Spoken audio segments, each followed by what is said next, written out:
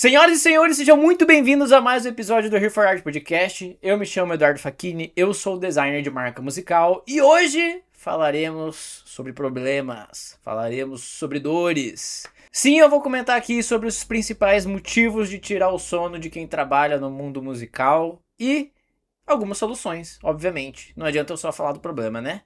Mas antes de começar, gostaria de pedir aí para você engajar de certa forma.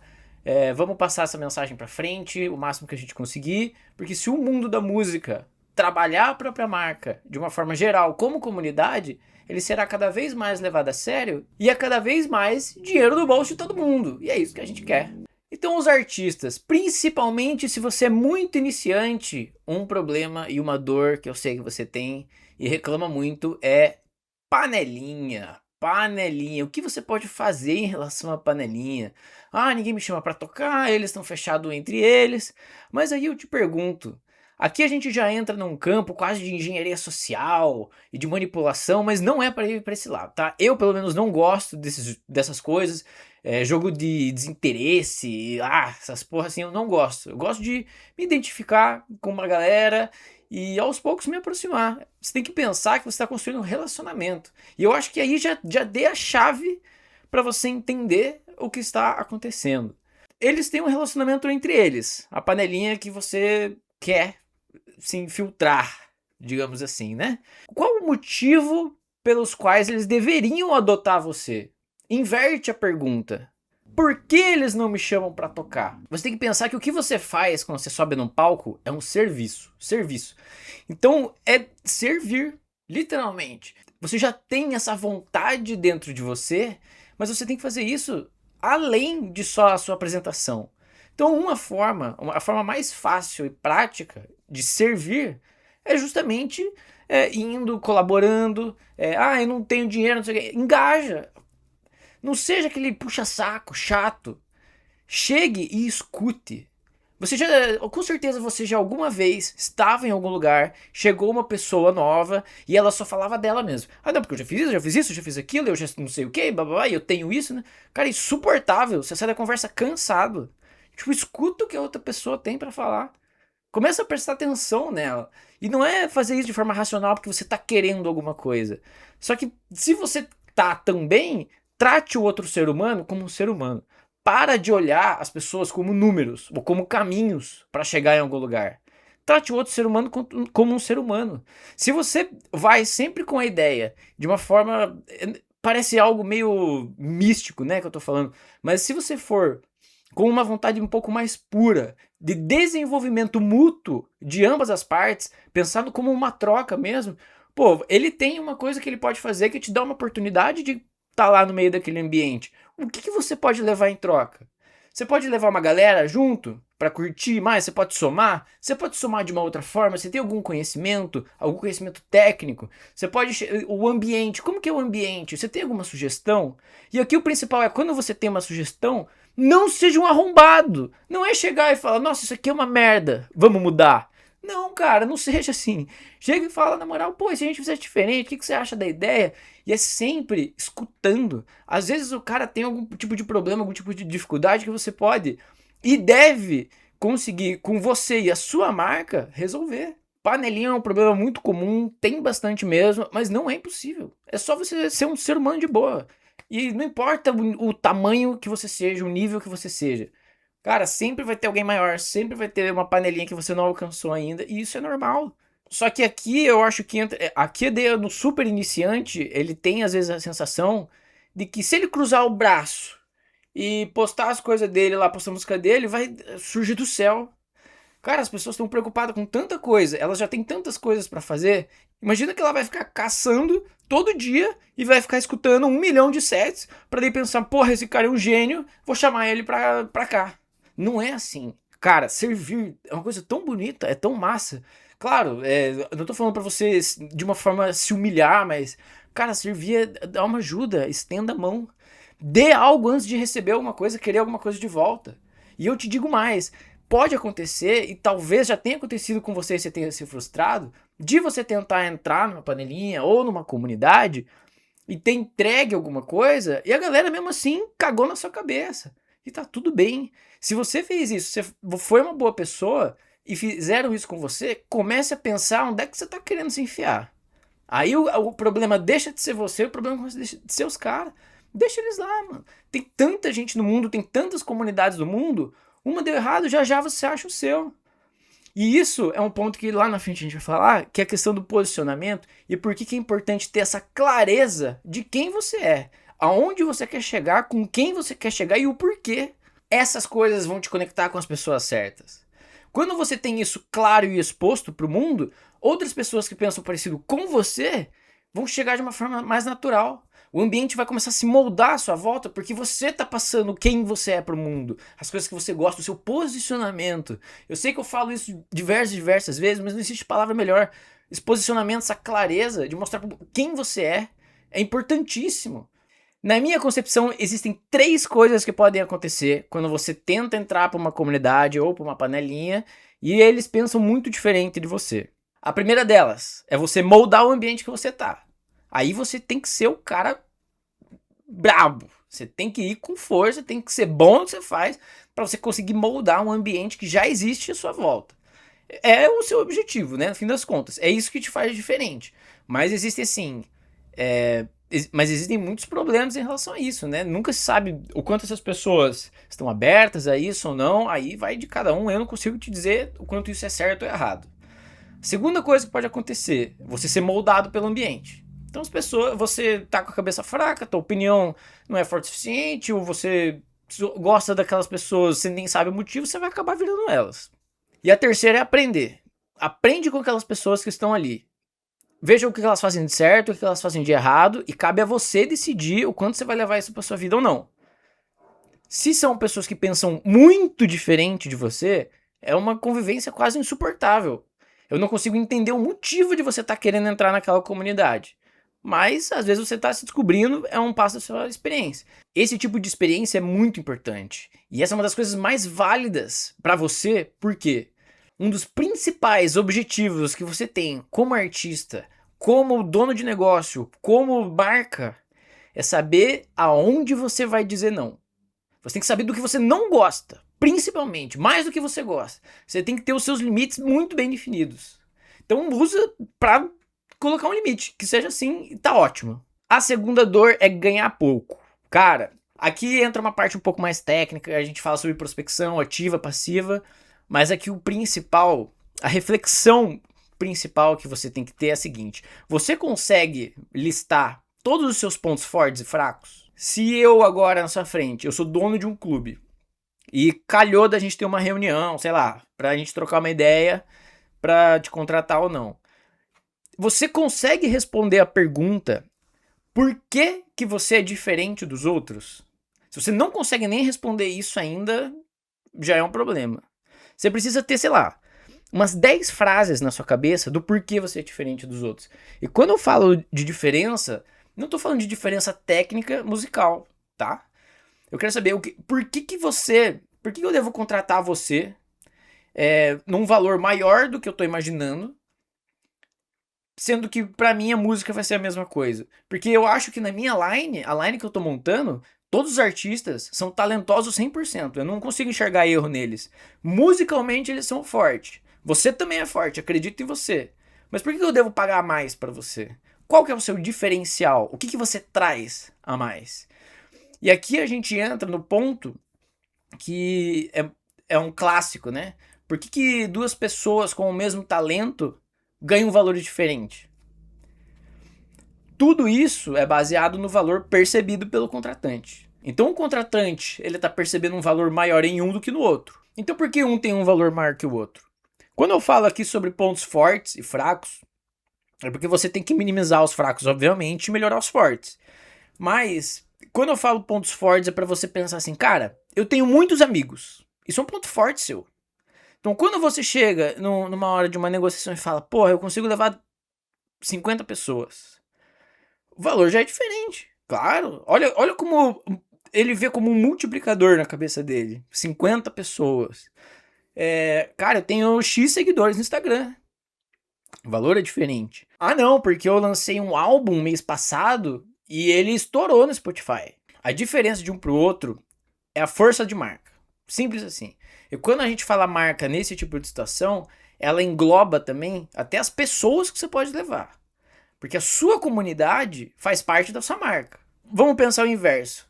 Nunca viram aquele artista que é bom, excelente, mas a fanbase é uma merda? São chato demais? E daí você começa a odiar o artista porque a comunidade é uma bosta? Então todas essas coisas são aglomeradas na sua marca. Eu bato e rebato da tecla de você trabalhar a sua marca justamente por isso. Você precisa ter controle, você precisa ter no mínimo noção.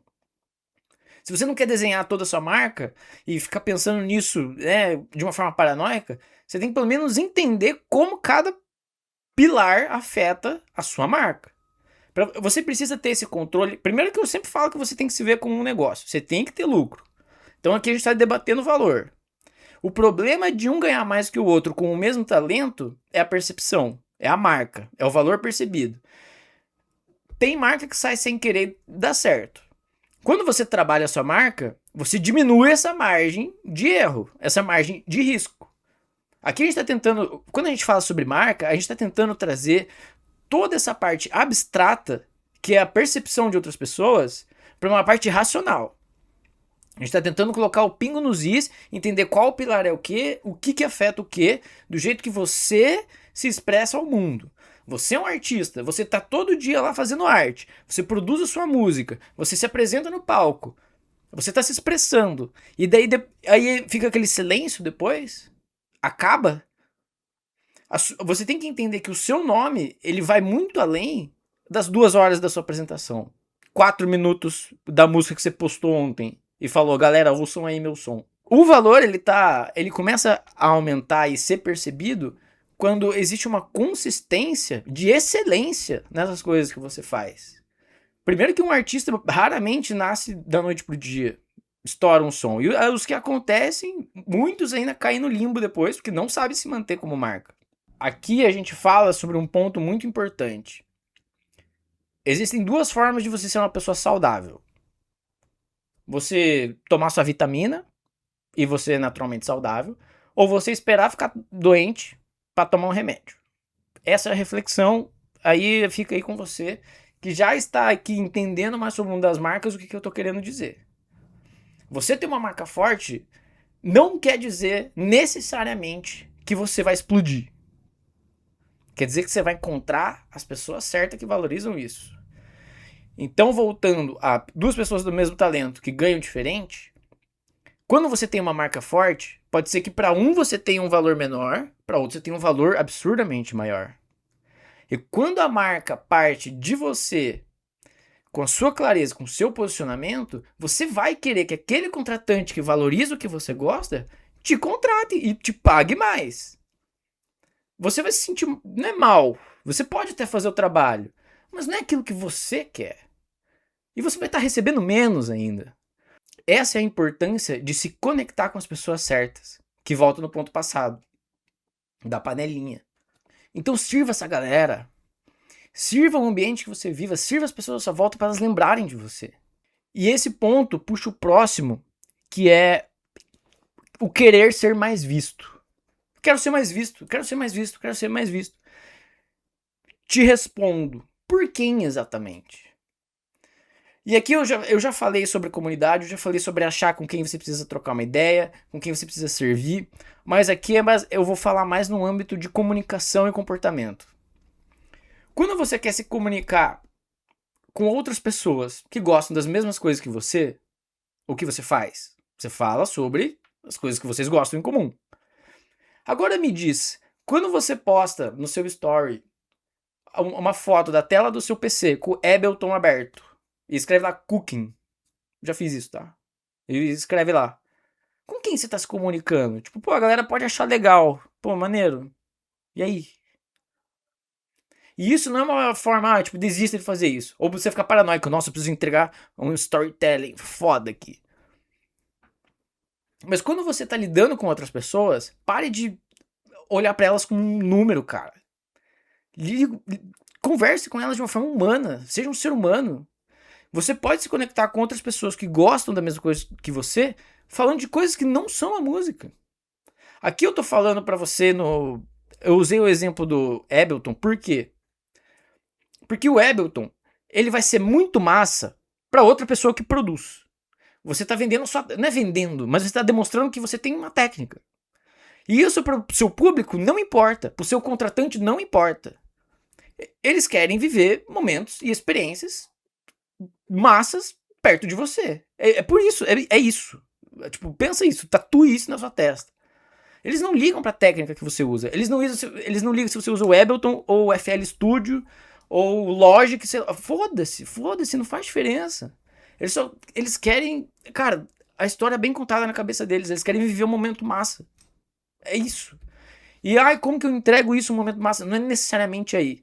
É por isso que existe toda uma construção de como fazer, o que fazer, pra quem fazer, e trazer isso à realidade. Deixar de ser genérico. Todo mundo posta o Ableton, cara.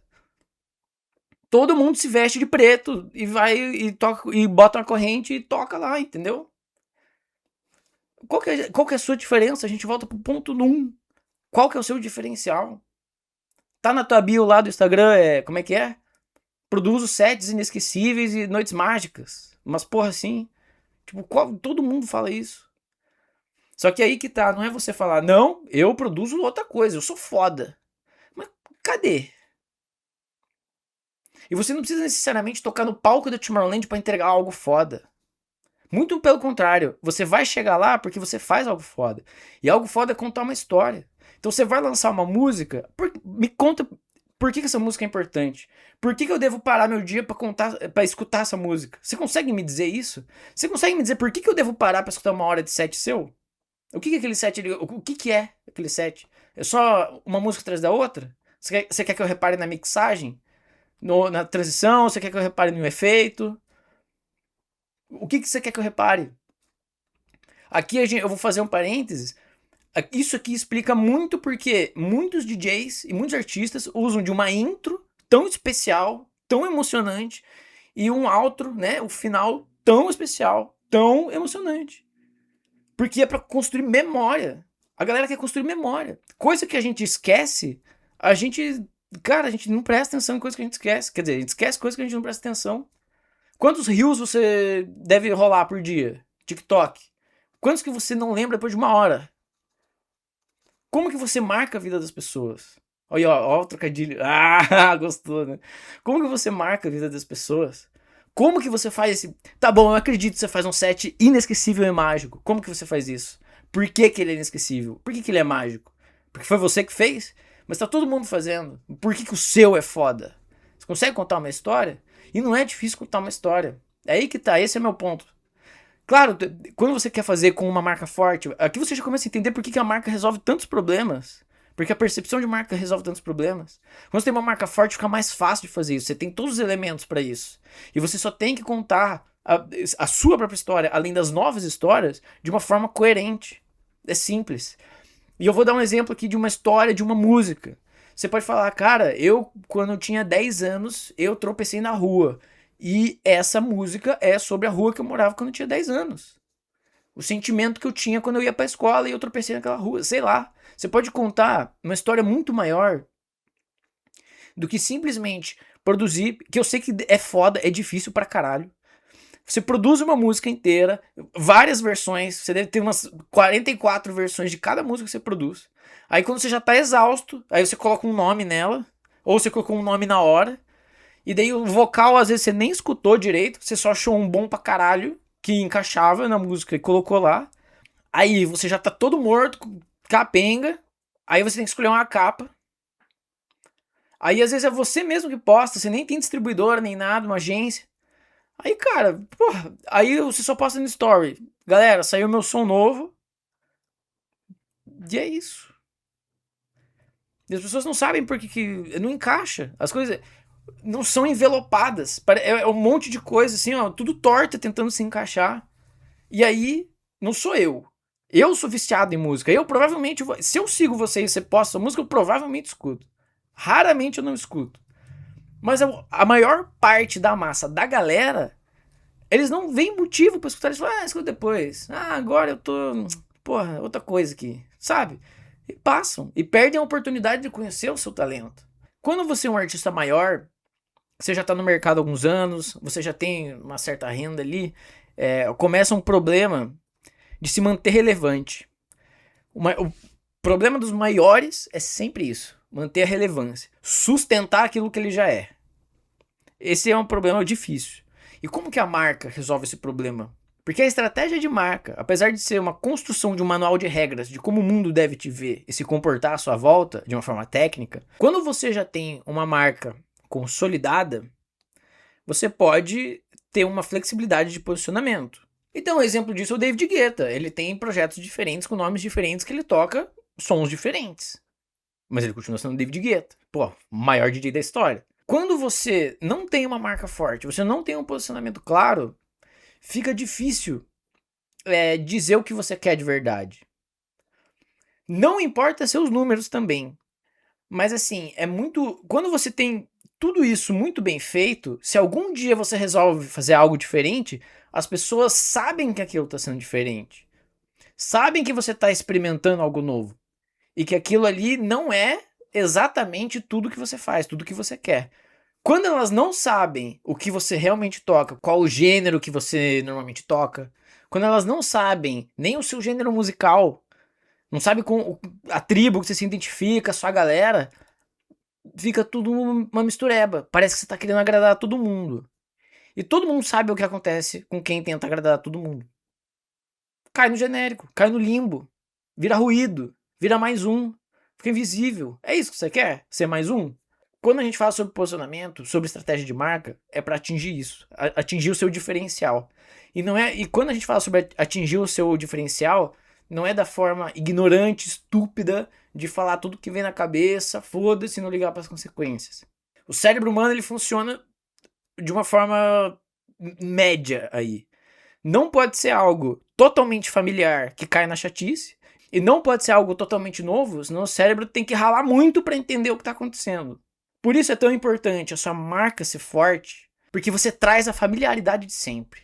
Você já está fornecendo a familiaridade, porque você construiu tudo aquilo que faz ser familiar. E daí quando você traz o novo, você encanta tudo. O cérebro que estava tentando ficar no meio, ele consegue expandir dos dois lados. Ele fica, uau! Eu conheço isso, mas é algo novo. Sabe? Por que remix funciona tanto? Porque é algo novo no meio da familiaridade. O ponto que você tem que entender aqui, que marca, ela é um ativo seu. A marca ela tem que ser feita para trabalhar para você e não você trabalhar para sua marca. Marca não é luxo. Marca é uma coisa que já existe. Você tem a sua marca já. A única diferença é que ela está sendo trabalhada ou não. Você está fazendo ela de uma forma intencional ou não. No fim das contas, ter essa marca forte, essa marca com poder, e eu nem tô falando de colaboração, isso vai ficar para outro episódio. Mas uma marca forte o suficiente para se sustentar é o seu poder de negociação com alguém. É quando alguém olha e pensa, porra, olha o capricho que aquele cara tem. Olha como ele entende das coisas que ele tá falando. Olha o jeito que ele conversa com a comunidade dele. Olha como tá crescendo. Olha como que é uma galera legal, alta astral. Olha como é uma gente que, porra... Então tem você com uma marca fraca e outro cara com a marca forte. É óbvio com quem que o contratante vai dar mais dinheiro. Por que ele vai te pagar mais se o outro cara tem a marca forte? Se o cara trabalha a marca dele há muito tempo, sendo que os lançamentos do cara é tudo bem feitinho, tem uma história massa, a galera se encanta, ele tem um posicionamento forte, ele tem clareza no que ele toca, ele tem um relacionamento forte, ele tem uma dedicação, ele ajuda a cena. Pô, por que eu vou contratar um cara que é da minha cena, com a marca fraca, sendo que eu posso contratar um cara da minha cena, com a marca forte, que vai trazer uma galera, vai fazer uma parceria, que vai, porra, sempre entrega mais do que pede. Então você consegue entender por que a marca, ela é algo tão precioso pra você, e porque você não pode deixar isso de lado. E eu não tô falando isso porque eu sou designer de marca. Eu virei designer de marca porque eu já pensava mais ou menos assim. Eu só não sabia nomear essas coisas.